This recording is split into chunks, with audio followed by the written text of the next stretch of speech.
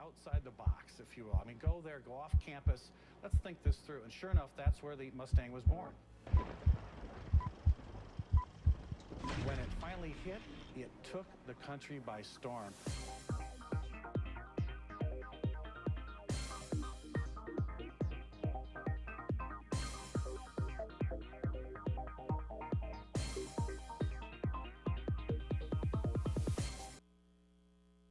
Hello everybody and welcome to another edition of Cars in Context. I'm your host John Clor. This is the Motor City and this is the show where we put cars into the context of your everyday life. And in speaking about everyday life, if you've been driving around Detroit this winter, then you're going to love this topic today.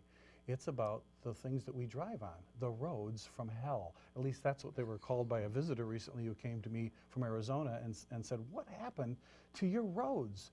And it's becoming a real problem now with the weather changing, climate change happening, it changed from winter to spring. There's a pothole problem, so we're going to discuss the roads from hell, Detroit's pothole purgatory, with our great friend and our old pal from thevirtualdriver.com, Christopher Sawyer. Chris, welcome to Cars in Context again. I had to cough there when you said climate change because...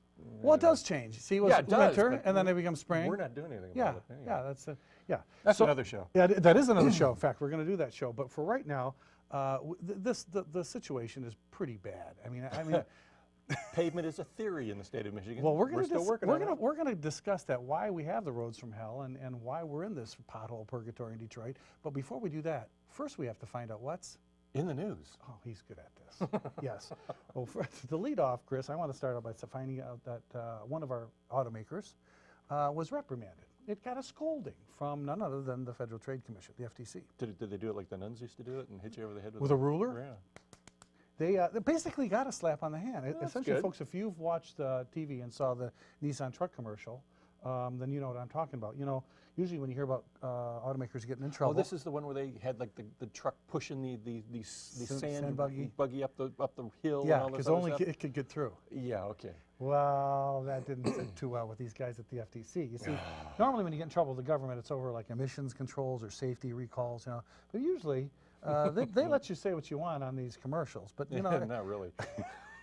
Well, the Federal Trade Commission got a deceptive advertising claim against Nissan and said, they said there's a Frontier pushing a dune buggy up this hill. And they said... Didn't those commercials have parody underneath? Didn't and it all say that like, nonsense? yeah, they have the little disclaimer at the bottom, doesn't really happen, don't do this It's like at that home. commercial for UMA now, where UMA is always talking, and it says, if you look really bad, it says, UMA doesn't really sound like this, duh. Yeah, well, that's what it was. And so apparently they said, well, did this truck actually do it? The truck actually they used cables to pull the truck. So they're saying, you hid the cables to show what the truck is. Yeah, because it's a parody, you idiots. Well, they're in trouble. Come on. Well, apparently they had some lawyers, and in my America, you have lawyers that fight this stuff. So what they did is they said, look, all right, we're not going to fine you, but you have to apologize and promise never to do it again. I'm not kidding, Really? Folks. That's what they said. You have to apologize. I am so sorry. I'll never do this again. The Japanese car maker and its ad agency have been made to promise not to use deceptive demonstrations in pickup commercials. And you know, many car commercials exaggerate the capability of their vehicles. But this time, folks, not only do they have to go to the corner and put on a little hat and have a quiet timeout? That would be actually sort of funny if they did. That would be great. Well, why don't you take one, Chris? Well, John, I just want to pat you on the back because this one just fits in with what we were just talking about a couple weeks ago. Let's pat you on the back, too, because you were part of it. Big following for Ford's aluminum F-150. No! Now, did we tell you this was going to happen or what? Did they watch our auto show? They must have, because mere weeks after GM's smaller truck strategy, smaller rather than lighter, let's do the Canyon in Colorado and let's not do aluminum. Let's do a Cars in Context show about it. What? Hey, guess what? We're going to do aluminum. No. No, we're going to do aluminum. We have to. But they said they're going to build smaller trucks to give people more choice. Now they think aluminum is a good idea? It's not really a smaller truck, is it? It's a 7/8 scale truck. Yeah, you saw the Canyon in Colorado. The whole idea of, if you missed that episode, and why did you? This is a good show. Go to YouTube, check it out. Was that you build a smaller one, lighter one that has most of the capability and not quite all the cost, and people will buy that, and it gets better gas mileage. We don't need aluminum. We don't need aluminum. Because that's more cost effective, and Ford just said, and went straight to aluminum. So you do need aluminum. Yes, of course you're going to need Or aluminum. as they say in England, aluminium. Thank you. Yes. So GM originally explored the idea. They back in 2008 abandoned it. Well, of course they had For to. what reason? They were going Well, they had no bankrupt. money. Come on, let's be Okay, honest. thank you, dear It's taxpayer. like they're sitting there going, if you got an extra dime, I can't make a can't afford- telephone call. Yeah. It's 25 cents, by the way. And Sergio Marchione, to his credit, said, "Hey, great idea, but still not cost effective." Of course, he's gone diesel. So when can GM possibly come out? They'd have to start right now. They couldn't get this car up before 2016. So you got a couple of years. Probably 2018, more closer to it. They'll probably do if they're smart. They're right in the middle now of doing the mid-cycle refresh on that vehicle, Yep. and they're going to sit there and go, guess what, we're going to put a lot of aluminum panels on that And then thing. slowly- And then have another group that's doing the actual aluminum truck. So Wow. Well, folks, that's good news for you who have all those beer cans in your garage. You better turn them in. Maybe the recycle. not beer cans. That stuff is military-grade aluminum. And a lot of people don't realize it's this alloy that's actually used on military Humvees. Yes, indeed. Fantastic stuff. Well, we'll watch that very closely. Thank you for watching Cars in Context, our pickup show. If you haven't seen it, it's on it's on our YouTube channel, Cars in Yes. Context TV. So check that out. And for those of you who don't know about the F-150, go watch our auto show segment on the car. And speaking about the F-150, did you know, Chris, that Ford is going to require everybody who works on this truck, this aluminum truck, to be certified? Oh, they're going to have to, because it's different. Fixing an aluminum Well, apparently, truck. about 80% of all the body shops in the U.S. are not related to an automotive dealer. No. So that means only about 20% are Excuse me. dealership. But Ford wants to push the idea that maybe you should go to its dealer because they're going to certify their dealers first. Well, they're going to have to do a lot like what Audi did when they came up with the aluminum space frame, and there were specific dealers across that had specific standalone service areas to fix those cars. Right. 'Cause the space frame is different than what Ford is doing. And there's still only a certain number of those. And your car gets picked up at your dealer and sent to that facility, Right. and you get another car and all that sort of Well, malarkey. they essentially they say, look, we're going to train these guys. We're going to chip in $10,000 to pay to any of their interested dealers, but it'll still cost shops about $30,000 to $50,000 for tooling upgrades and all things you're going to need to work on. And this certification And and then all that sort of then they stuff. have to pay for technician certification, which is at a Ford dealership. That's part of the process, Right, right? right. But it makes you wonder, what the certification process and the addition of all this extra tooling work is going to do to repair and insurance costs. Because I can tell you. Okay. Well, all right. Then that's why you're watching the show, folks. All right. Why don't you? So, what will it do to insurance costs, Chris? Well, Ford is hoping to blunt the insurance spike for the F-150. Okay. Their early estimates is going to be a 10% increase in the insurance costs on an F-150. For the aluminum one Aluminum over. body, yeah. See. All right. And Ford believes buyers would accept the increase because of offsetting gains in fuel economy, Yeah. towing, payload. Okay. Granted, it told dealers that it's going to make it easier and cheaper to repair than the outgoing model. They can Why? do that because it's 95% military aluminum, and it weighs 700 pounds less. Now, granted, if you hit it and you hit it hard, it's going to move and it's going to stay there. Okay. And so you're going to have to make some really, you have to make some decisions. But minor crash damage isn't going to show up. Wow. So the other thing is that the front framework and the fenders are Yeah. mounted on. They don't have to be welded to the body structure. Oh. And they can be removed, and that shaves 6 or 7 hours of labor time. So there are offsetting things that you can do, and that will continue as more aluminum vehicles come into the system. For you folks that are not familiar with the way bodies are repaired, most of these cars are unibodies, and the fenders are hung on a structure that's just part of the unibody. Well, if Ford can remove that structure and bolt it on and off, things like the B pillars removable, and these that means you don't have to cut and weld. These are just replaceable pieces. You bolt back onto the car; they're straight. And I make a prediction. All right, prediction here at Cars The and Context. prediction is that even though Ford is going all aluminum on the F-150, and they're going to do it on other cars, steel is going to fight back so hard against this that there's going to be a battle going on between the two. And don't think for a minute that these new high-strength steels aren't hard to fix. They are, but they use more conventional things, more conventional processes. If you can put the two together, the processes from aluminum that aluminum is using and that sort of stuff into the steel, Wow. it's a race. We love that. It's a technology race. That's all. Exactly. And the winner is going to be you, the consumer. That's right. So speaking of consumers, Oh, we were, weren't we? yeah, folks, have you seen the video? If you're a car person and you've been, I saw this video. I couldn't believe yeah, that. That's what I was apparently a looking at. sinkhole at the Corvette Museum down in Bowling Green swallowed up priceless, one-of-a-kind Corvettes into a giant hole in the middle of the night.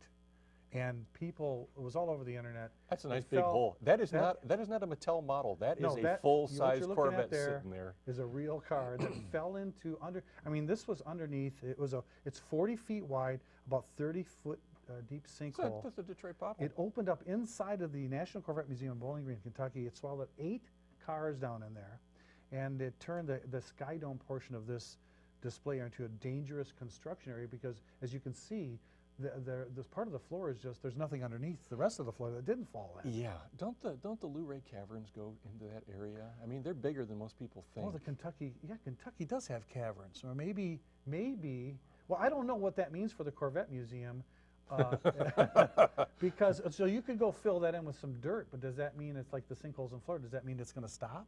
I don't know. I don't pretend to be a geologist or play one on TV. Well, so the future of the museum is a little shaky right now. They're going to have to go. So's the floor. Not funny. You know, it is. Well, if you're a I'll give Corvette Jim hater, credit though. I'll give Jim credit though. The one-of-a-kind cars, they said we're going to fix them ourselves, Yeah. and they're going to bring them back into the group that does all the design center cars. Those guys are craftsmen. Well, that's the good news, folks. That General Motors said we will step up. We're going to go down and get the cars. We'll pluck them out of there, and now they're wrecked. But we're going to try to restore every one of these priceless Corvettes back to their original condition. Just don't put them there when they're doing them. So, Yeah, really. So speaking about sinkholes, we're going to talk about potholes and the horrible, deplorable roads. The roads from hell in Detroit, and Detroit's purgatory. When it I'm comes really surprised with all the potholes we don't have more Formula One world champions from this state. That's true. Honest to God. Be better dodging, won't you? Absolutely. We'll cover that whole topic for you right after this.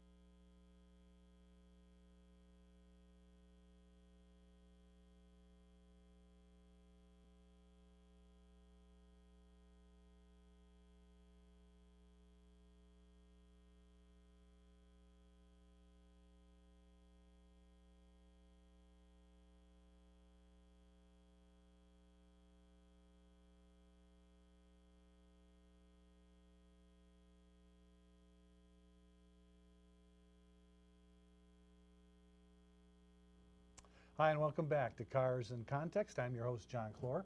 Today we're talking about the roads from hell, Detroit's purgatory of potholes, and we're talking with none other than Chris Sawyer of the virtualdriver.com, the world's best automotive blog. I think so, but Well, it's me. But I don't get to vote. But I got to tell you, Chris, you're doing a great job with the virtual Thank you. driver, and you're doing a great job driving out here to the War Memorial to tape the show because no doubt you dodge craters the size of that Corvette Yeah, Sinkhole Museum. Absolutely. Yeah, so I mean, there's a serious problem, folks, with our roads, and as you've noticed, if you haven't noticed, you're going to, because either your filling is going to fall out, or you're going to wind up going to a car repair place because you Or a absolutely, chiropractor. Or yeah, or one of those things. Because it's really, we're in a bad way with our horrible potholes. They're everywhere, and as the spring thaw is coming, Chris, this is just going to get worse. And with this winter has been so terrible that it's made it absolutely the worst I've seen in about 10 years. Yeah, it's not just the single pothole; it's these giant craters that are appearing across the road. I mean, Well, there was one this morning. I was watching it on the news this morning. I was up at 6:30. Don't ask me why. And there was 5 cars pulled off on the side of I-94, one right after the other, and the traffic copter goes over it and says, "There's a big pothole." And I'm going, "It can't be that big." Oh yeah, it was. You could see it from the sky. Wow. Wow. All right, so Chris, let's do this. For those of you who are a little bit worried, and you should be if you're tailgating someone. Oh, because yeah. If you're tailgating someone, your reaction time to see the pothole is Nothing. zero. So Nothing. this is a good time to back off and watch the car bounce, and then say, "Uh-oh, I better I better move." All right. So other than avoiding them, what is the real culprit here with Detroit's potholes? Because why don't we walk through what is the cause of potholes? Well, you're in luck because I had to write a paper about the interstate highway system back when I was in college. Actually, the interstate and defense highway system. Yeah, and it was all put in yeah. by Eisenhower because he saw what the Autobahn had allowed Germany to do during the war. They could move from one side of the country to another at high speed, and that's why all bridges are 13 feet or higher on the defense highway system, because that was to let a truck get under there with a ballistic missile. Wow.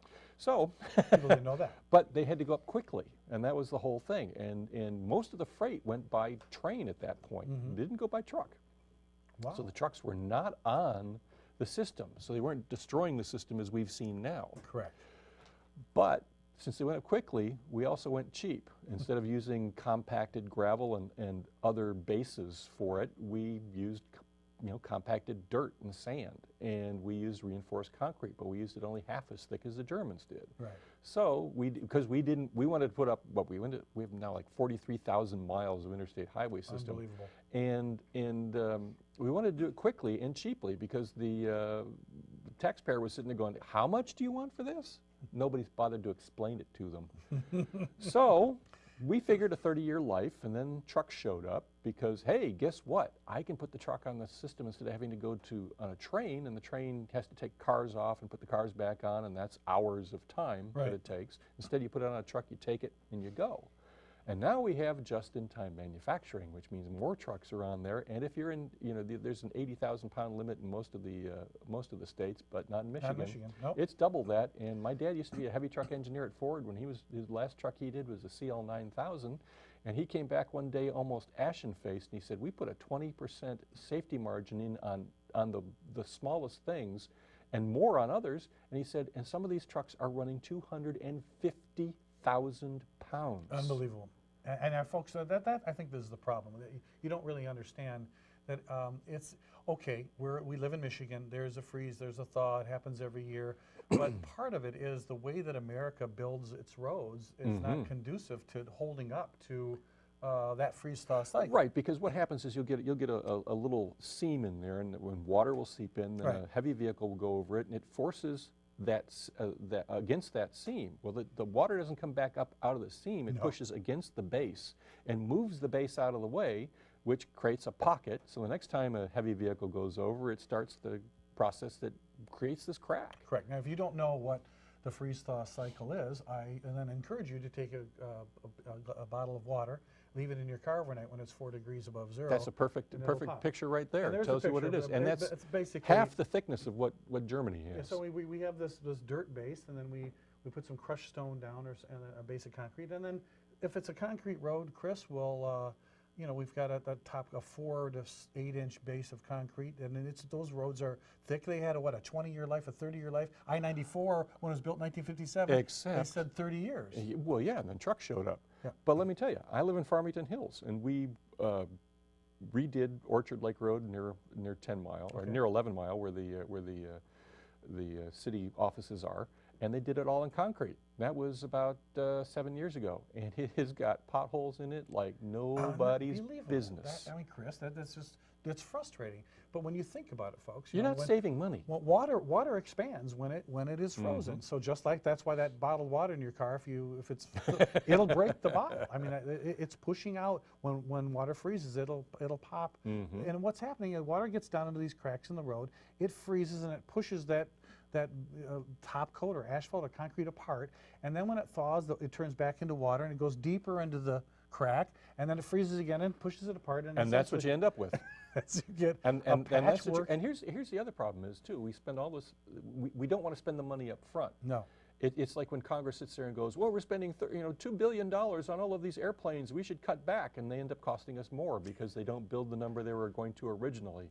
Well, if we put the money in up front Right. and didn't have to put this money back into all of this pothole business, Like this, the and German. did it the German way. The German You way would for find the out that Autobahn. those would last an easy 30 years, probably more. And the other problem is that we're also having to build these roads based on what we think is going to be the traffic over it, and then we put up subdivisions and wonder why, hey, there's more traffic in this area.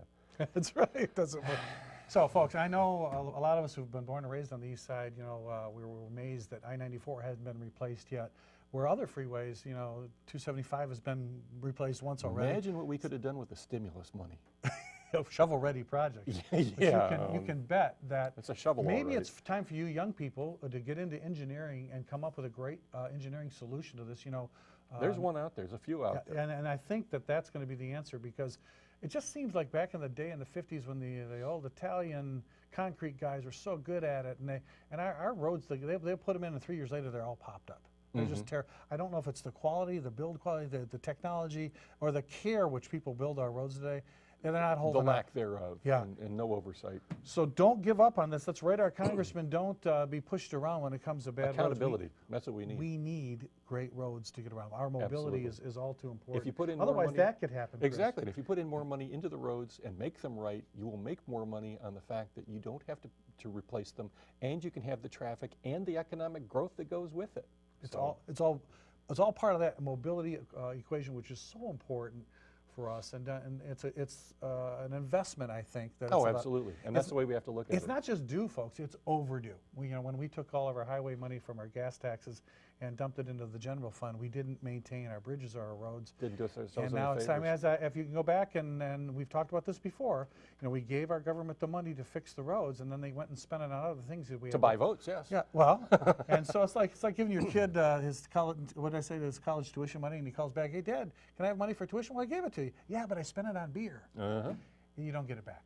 So write your congressman, make sure we keep our roads up, and really back off a little bit until we get these things fixed, and just watch the car in front of you, pay attention, hang up and drive. Exactly, and the next thing is back off, because the next thing you're going to see is all the little pieces of macadam that comes up, that hits your windshield and breaks it.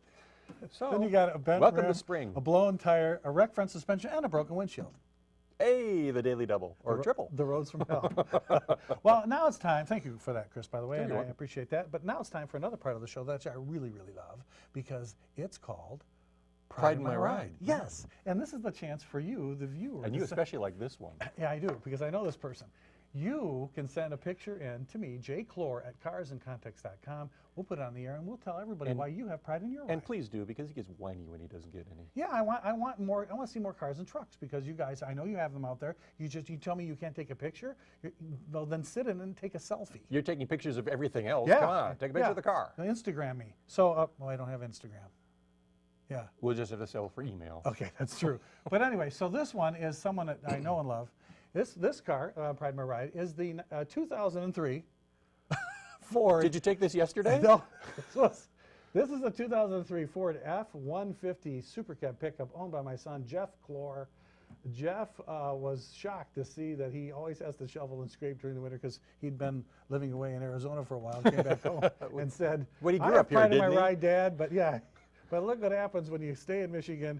Even though I have pride in my ride, I want people to know that underneath that beautiful blanket of snow here on the east side is my 2003 F-150. He's taken great care of that truck. I don't doubt it. He's your son. He services it well. It still shines. He's got, his mileage is only like 110,000. Oh, only? Yeah, that's not too bad for an 03.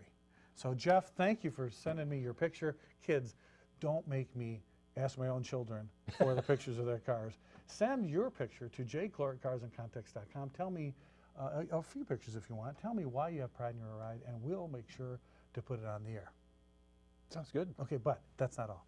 Oh, that's right. There's even a better part of the show that the whole world clamors for, and that's when... They don't clamor for this. They clamor for the person who brings it That's to us. true, because now we're going to have Lauren Parrott, who has her own show on WMTV, What to Do at the War Memorial, bring us what we call viewer mail. Lauren, do we have viewer mail today again? Of course you do, John. Oh, thank goodness. And Lauren, we Thank so you. appreciate you bringing us this mail. Thank you so much. Without this, our show wouldn't be any fun. Great job. Lauren's going to bring us this wonderful stuff, and this is where you get to write in and say what you want, what's on your mind.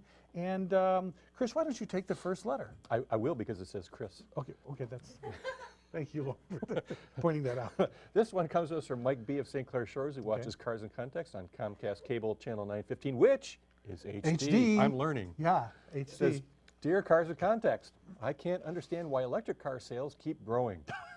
Really? I know you guys said it is because there are more choices hitting the market, but I Yeah. heard that residual values of EVs are not very good. That's true. Kelly Blue Book says EVs retain about half the value of regular cars, except for the Tesla Model S, where used ones sell for more than they were. Yeah, but how many Teslas when do you they- see around well, Detroit? Exactly, you know, come on. With so many EVs bought on lease and now poor residual values, Yeah. why doesn't that drive up lease payments and hurt sales? I don't Really know. Simple. Okay, you're going to get it here, folks. Here's the answer. Because you get a big kick from the EPA if you have an electric vehicle, and it counts for about 3 vehicles in your lineup. Wow. And so any automaker is going to pay for that to be able to sell a truck or an SUV or what have you, so that's why it is. And you know, if you got a subvented lease is what they call that, Oh, okay. hey, take advantage of it. Why not? So the manufacturers are being subsidized. No, they're subsidizing you to buy that car. Okay, well, that And they're being subsidized by the EPA in a matter of speaking, because they're getting a kick for their So the EPA, cafe. in a way, is manipulating the market for electric cars. Yeah, so they're drug pushers. Yeah, well, folks, that's a really good question, Mike, and that's the kind of stuff that we want to bring to you on Cars in Context, because that's true. Residual values are going to be very low on these cars. Oh yeah, and if you're the second or third buyer of that vehicle, actually second buyer, because Okay. usually they don't have many miles when they're coming off a lease. Right. And you can take that 8-year, 10-year battery warranty or what's left of it and go. You've got a hell of a deal there. Yeah. So secondhand EVs like the Nissan Leaf and stuff like that, probably a really good buy. Yeah, and the folks, I know that I've had the Chevy Volt for a while. A lot of them are wanting the Volt to change and to be new and fresh and more exciting, but coming off lease, a lot of those, you see them around town. Oh, And, yeah, you always yeah. give them a thumbs up, thanks for saving our planet. with the electric car. Yeah, okay, Okay, whatever. well, listen, I've got one. All right, this one comes to us from Neil C. of Novi. You and we all know insiders. what Novi stands for, number 6. Okay. Yeah, it does. He watches Cars in Context on AT&T Uverse, Channel 99. You can look up Grosse Pointe. That's why I watch it, huh? Oh, Yeah. great. He says, Dear John, you got a Dear John letter? I'd read in the Free Press, he gets the Free Press, that Ford and the former cable TV show host of Dirty Jobs, Mike Rowe, have split. Hopefully it was amicable. Yeah, that's a dirty I hate that, Who's going to tell him he doesn't have a job anymore? That's a dirty job. keeping up with the Kardashians. No, hopefully we won't have that. He said, I thought he was great. Well, a lot of people did. I did too, I like them. So what gives? And do you think that celebrity spokespeople make for effective marketing for the automakers? Good question, Neil, why did you Neil. give me this question? This is a tough one. Okay, what gives? Ford is, it's pretty much run its course. Ford is like moving away from the guy that you can, guy in the street. I have my own opinion, and I'll wait. Okay, but I'm just saying, I think what's happening here is Ford's getting a little more techy, and maybe they're looking for a different spokesperson. Do spokespeople really matter to you, the viewer, or do you need a spokesperson to All depends on the spokesperson, doesn't it? see the USA Trustworthy in and your value. Chevrolet? What was Dinah Shore? I mean, But think about it. I guarantee you the reason they're getting rid of him is because the F-150 going aluminum. They don't think he fits with that new high-tech culture at Ford. Mm-hmm. Hey guys, did you ever talk to Mike Rowe? Great guy. He's a fun guy. He's a good guy. I think he's from Boston originally. He yeah, is. he's a Shakespearean actor. Not only that, he is went right out of my head. See? He is a singer in opera. Well, He's an opera singer. But Ford had a singer. Toby Keith was a and Ford he's- truck man. He was the face of the History Channel for the first few Yeah. years of its Yeah. inception. He looks really good in the suit. Guy is really good. You guys are making a hell of a mistake. Well, Jay Leno might be available, I heard. Yeah, Because Jimmy Fallon bumped him off yeah, of late well, night. until Leno goes back. That's true. He'll probably he goes. wind up doing something. He's a cargo. But that was a really good question, and we appreciate Neil for sending that in. And that's a tough one for. It's really up to you. I'd like to hear what you folks have to say. Do these spokespeople really help sell cars? I really don't think so. I mean, for me, I I don't need a No, but spokesperson. they can help if you have a very broad view of what sales and marketing really means, what PR really means, what you want to do with image. But as we all know, people who work in marketing at most of the car companies aren't the brightest people. Well, we heard it first. Thank you very much, folks, for sending that in, and thank you. Believe it or not, we're out of time for watching Cars in Context. If you have a question you'd like, send it to me, jclor at carsincontext.com. And remember, until next time, knowledge is power. I'm your host, John Clor, and thanks for watching.